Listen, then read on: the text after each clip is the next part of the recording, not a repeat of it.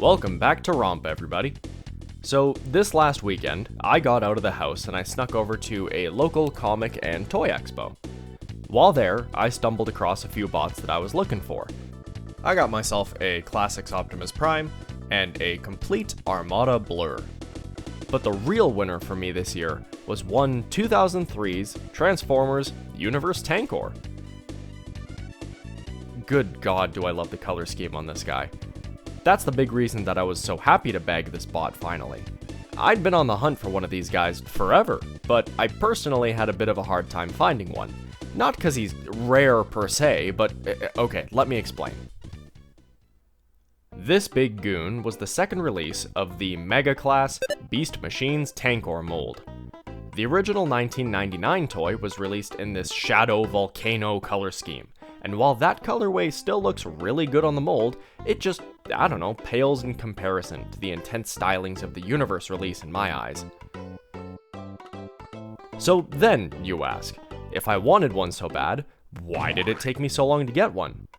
Well, the 2003 Universe release of Tankor came in a 2-pack. If you were looking for one of these bots, you were likely to get stuck with the other. And that would be fine if the bot that I got stuck with wasn't Obsidian. His helicopter mode? Rad as hell, but that robot mode, man. Just look at the absolute state of him. I just can't get beyond this no arms having, pencil legs standing, long neck looking ass robot mode.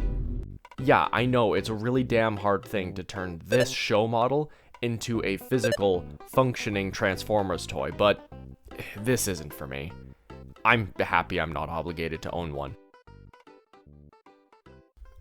Okay, enough bullying a robot that I don't even own. Let's get on to talking about Tankor, because I do own him, and there's a lot to talk about. Tankor is an industrial monster of a robot, covered in big mean tank treads, buzzsaws, vents, missiles. This dude is like a munitions factory on legs. With how visually chaotic a lot of his robot mode is, those legs are refreshingly simple. Ball-jointed hips and friction knees allow for a healthy amount of movement. Though, here's a weird thing. I feel like this guy was designed with a flip-out heel piece in mind, kinda like Armada Blur here, and then just never received it. Like, look, you can almost see some point where a part could friction clip in. The good news is, he doesn't need them. His tiny nimble steppers actually do a pretty great job supporting his big burly upper body. His torso has a sweet little missile battery on the right, and some cannons on the left?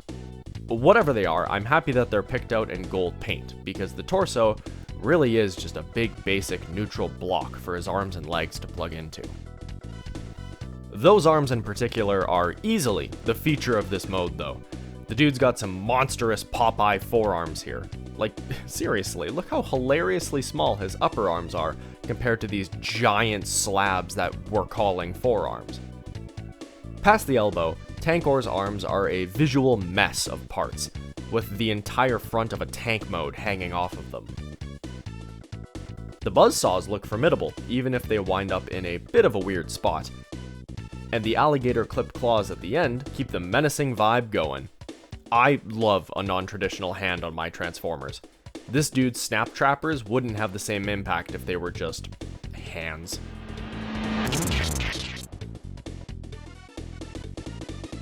The arm size does unfortunately mean that it's a bit hard to get old Tankor here into a neutral standing pose, since the inner panels here kinda clash against his backpack. They're always kind of resting at an angle. Meh, worse has happened. That backpack is the home to his big ol' cannon. That's pretty much as long as he is tall. It's on an incredibly tactile, clicky ratchet, and has some great detailing. I don't know what this two-tone purple and silver scarring motif is supposed to be, but either way, I dig it. It's also armed with this purple energy pulse projectile, and even after 20 years, the cannon still has a bit of pep to it.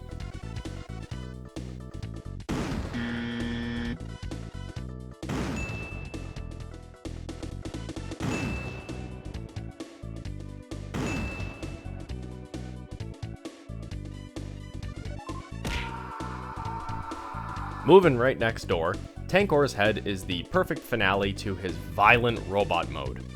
His bucket helmet houses his singular, intimidating mono eye. The light piping in the back actually makes for some really cool shots if you can get his head at the very particular angle required.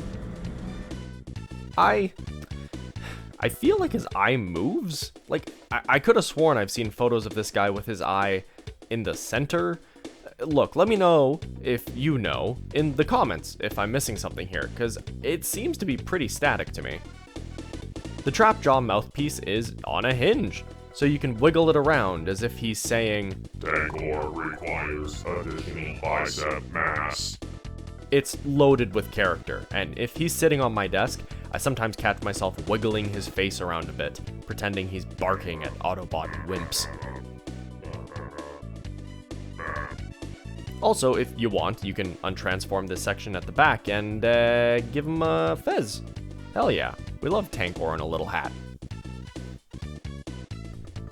Tankor's robot mode is far from perfectly proportioned, but I am head over heels for this dude's hench, sturdy design. He looks like he could take a shot from the Requiem Blaster and not give a crap.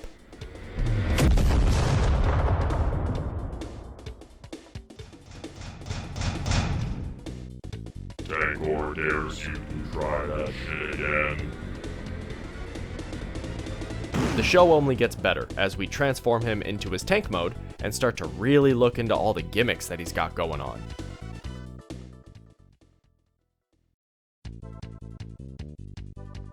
For how amazing that tank mode is going to be, the transformation to get there is plain. He's got this kinda cool torso flip that does a lot to rearrange his mass, but arranging the arm panels can be a little bit fiddly.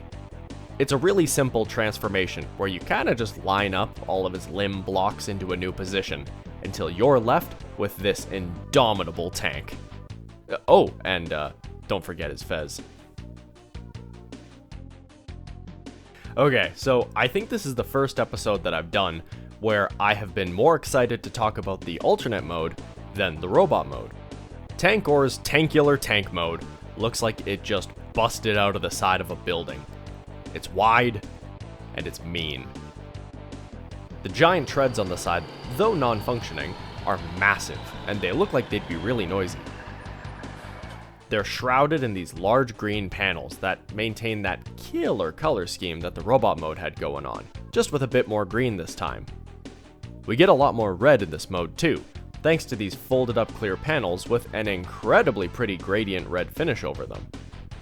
I refuse to stop gushing about how much I love this dude's colors, but I'm gonna move on, only because we're getting to the really good part.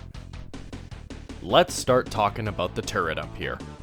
Little details first. On the side of it, there's this vent panel that reveals a tasty little jelly bean with a Decepticon symbol on it. Doesn't do anything, just looks neat. And speaking of looking neat, we got another big purple cyber scar on the turret's eye. The turret itself is a gigantic, flat, wide version of Tankor's head. And inside of it is, you guessed it, Tankor's big mono eye. If you flip open the panel at the back of the turret here, you can get some really powerful light piping on the go to make that turret head really live. Now, unlike the eye on the robot mode, I know that this one moves, because if you twist the booster that's formed out of Tankor's robot mode head on the back, the eye will actually look around. Keep looking beyond the boundaries and the turret will turn in that direction. That's such a nutty feature. Looking at his robot mode, you wouldn't assume that there was that much engineering going on within his chest. This feature is the highlight of the entire thing to me. It is so distinct and original. I don't think we've ever seen anything quite like it in the 20 odd years since this dude came out. Another Tankor original gimmick is one hiding under the hood.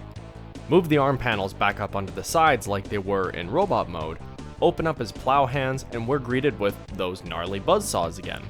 Though this time, I'll mention that those saws are internally hooked up to Tankor's wheels. That means that they'll spin when you roll them around, and pretty damn fast at that. I would not want to get caught up in that mess. They look like they would do some serious damage. This whole tank mode is an absolute weapon of a thing. It's loaded with features and doesn't have a boring surface on it. In order to find something to complain about, I gotta get really critical and point out that the back of the vehicle is just robot mode crotch, but in literally every other regard, Tankor's alt mode does his name justice. Love it. Okay, final thoughts time, and if I had to describe Tankor in a single word, it would be loud. And that's not because he generates a lot of noise. In fact, he's a pretty quiet operator, with the only noisy part being that ratchet that the cannon is mounted to. But I mean loud in a much less literal sense. The colors are vibrant and eye-catching, his design is aggressive and brutalist, his alt mode is swarming with activities, and just everything about this guy is super chaotic and a really well-executed package, all of which is complemented by those dead solid early 2000s plastics.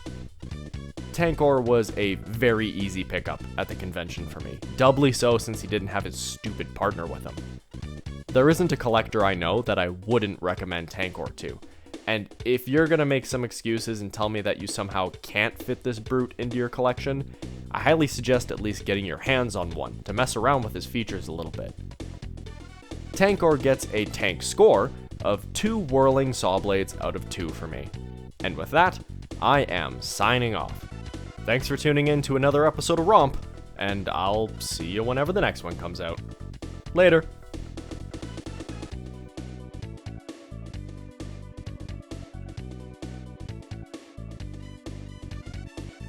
Hey everybody, Dylan here. So here's a funny thing. As this video has been going on, sometime during filming, Tankor's eye has centered. I don't know when this happened, but it happened. So confirmed for moving eyeball. See you next week.